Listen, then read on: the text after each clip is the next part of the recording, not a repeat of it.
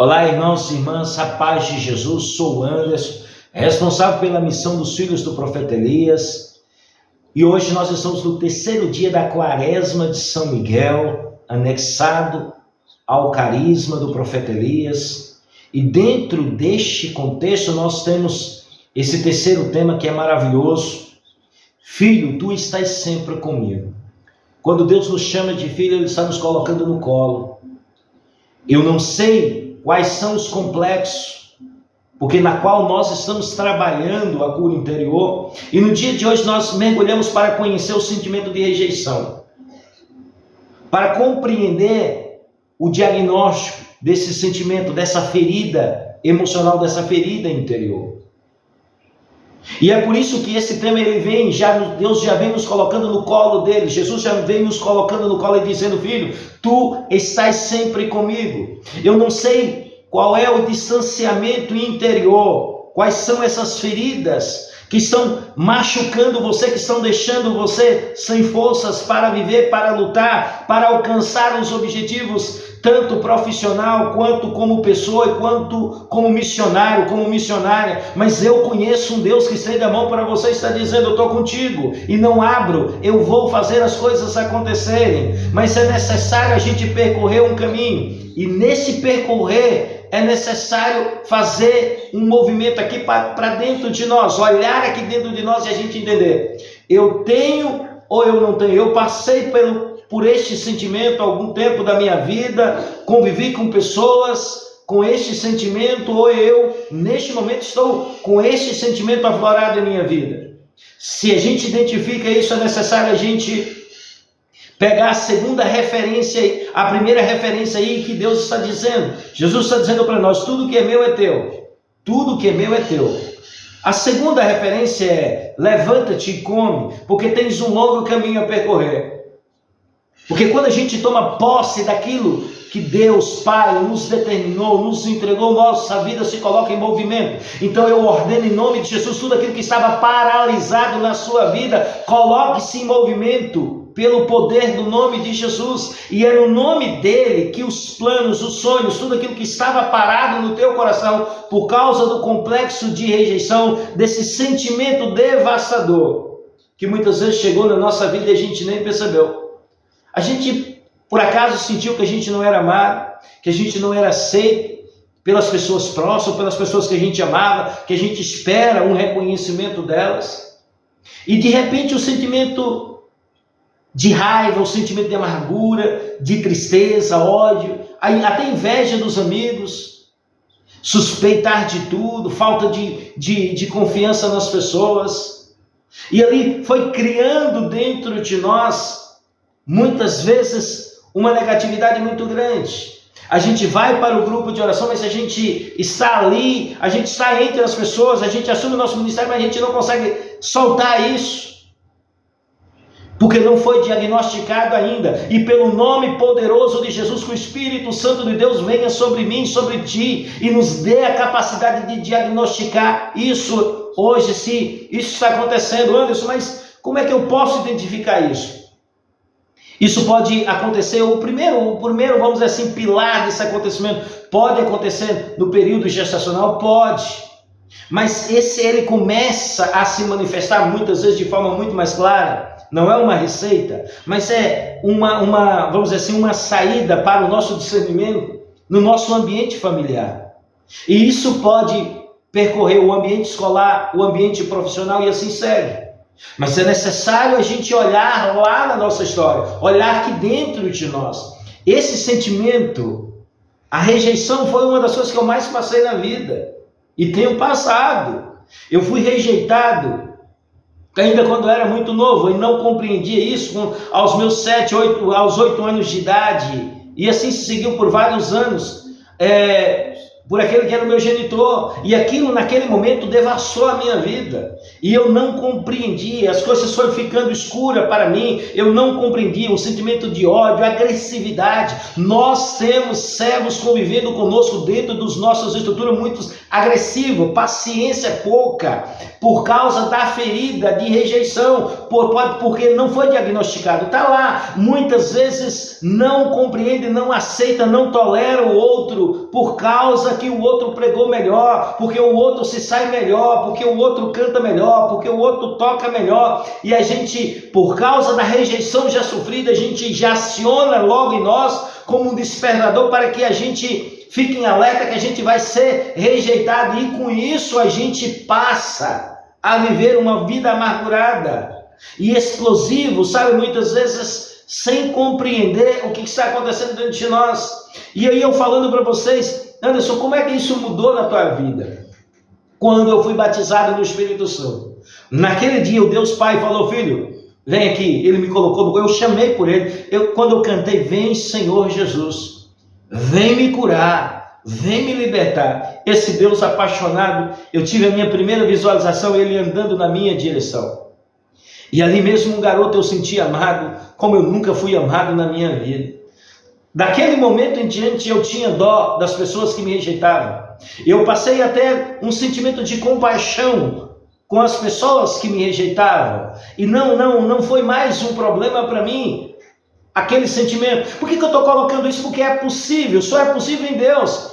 E é importante entender que o filho, o irmão do filho pródigo, no versículo, Lucas 15, versículo 27, quando ele pede explicação do pai, o pai lhe explica dizendo, o pessoal explica, os funcionários, os servos explica, diz, voltou teu irmão e teu pai mandou matar um novilho gordo, porque encontrou são e salvo. Ele encolerizou-se e ele não queria entrar, mas seu pai saiu e insistiu com ele.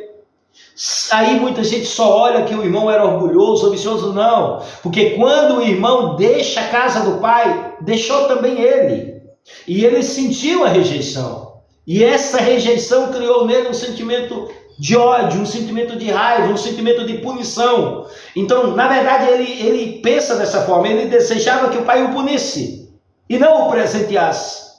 Porque ele não consegue compreender a linguagem divina. Muitos homens e mulheres religiosos estão esperando que Deus puna os seus companheiros de grupo, de estrutura, mas por causa do sentimento de rejeição, e não compreendem que Deus, na verdade, quer amá-los e ampará-los. Deus quer amar e nos amparar. Entende isso? E aí é por isso que eu até coloquei hoje sobre os dons, o dom de interpretação das línguas, eu venho colocando sobre os carismas, porque foi no uso, na prática dos carismas, que Deus foi restaurando, e me deu a graça de, depois de muitos anos, eu cuidar daquele que me rejeitou, que me negou auxílio, na qual eu fiz, vamos dizer assim, loucuras financeiras, para que pudesse providenciar o necessário, o ambiente necessário para tratá-lo quando foi necessário, para que pudesse estar vivo entre nós. Entende o que eu estou querendo dizer para você? Porque aquela rejeição que eu sofri, ela não dói mais em mim. E com isso, eu fui rejeitado também no ambiente religioso. Quantas vezes?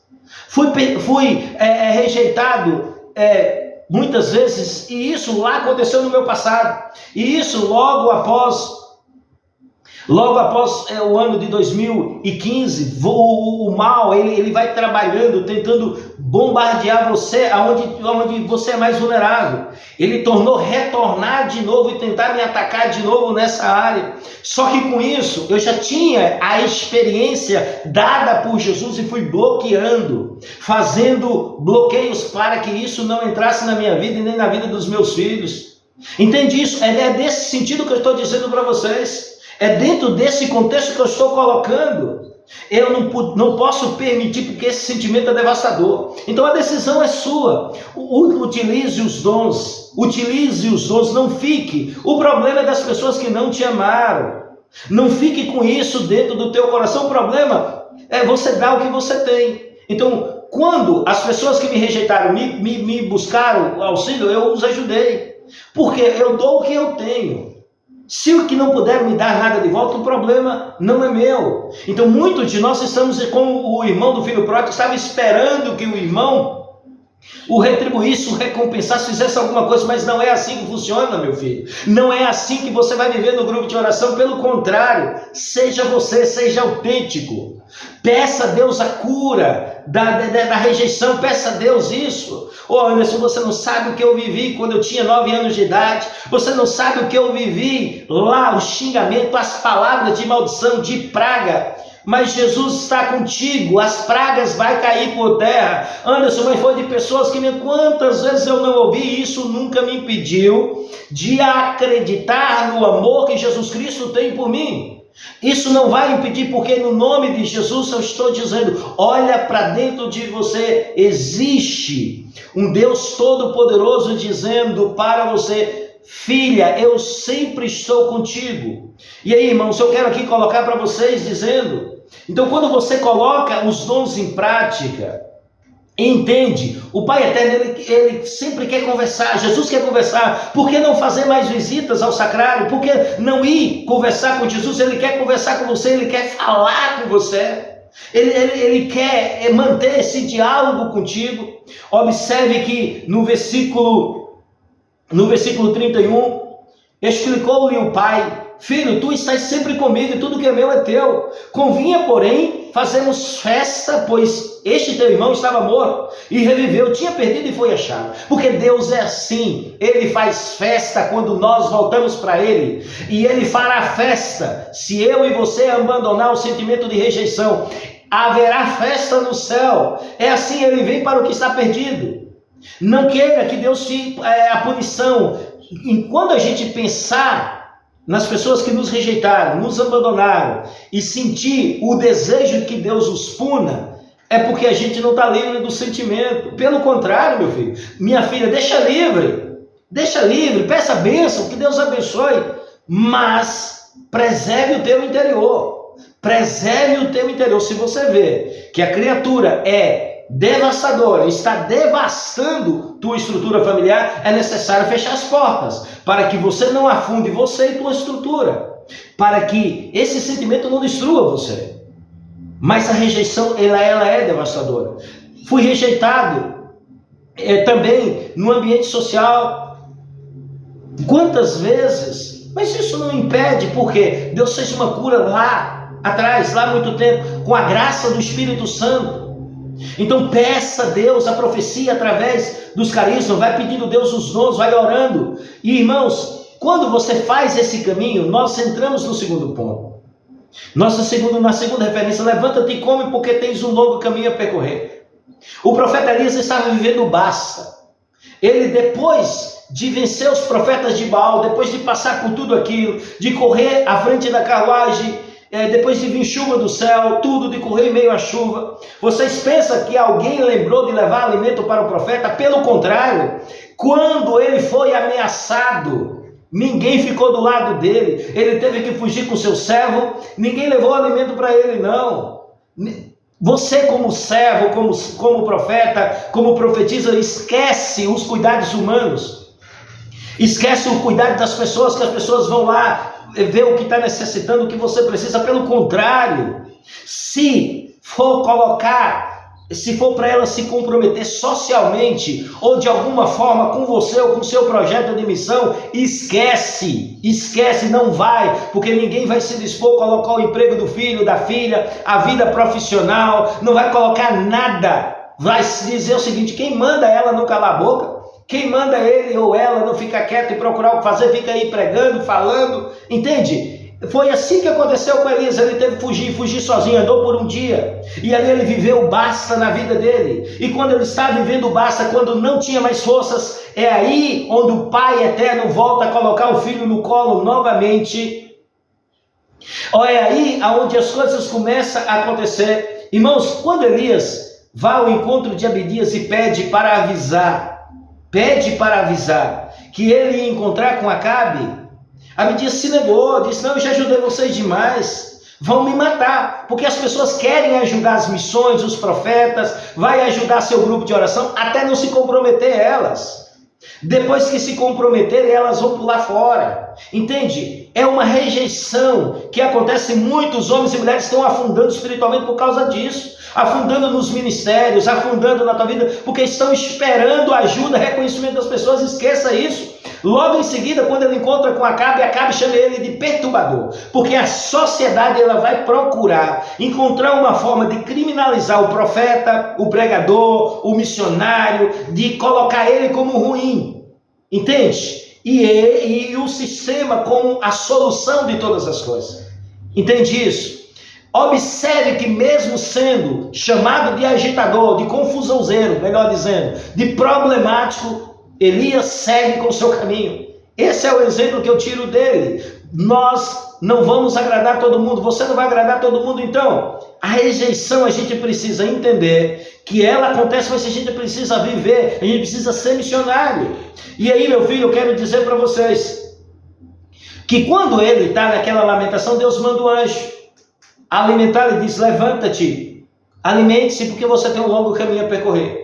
Então eu quero dizer para você, eu não sei o quanto você foi rejeitado, mas está na hora de levantar e ficar de pé, porque você tem uma linda missão. Senão a gente fica só no passado. Olha, fizeram isso comigo, me magoaram, me entristeceram, me perseguiram, me rejeitaram, fizeram isso, e não vive o futuro, não vive o dia lindo. Sabe como é que eu aprendi, meu filho e minha filha?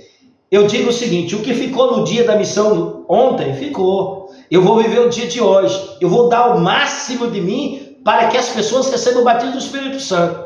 Se não me amaram ontem, o problema é de quem não me amou. Mas se eu vou seguir a minha missão, juiz só tem um, o Cordeiro, e ele julgará. E ele está comigo, ele está com você. Entende isso? Então, não perca as coisas lindas que a vida tem para você vivendo no passado, vivendo na rejeição, vivendo no veneno que você recebeu das pessoas que te rejeitaram.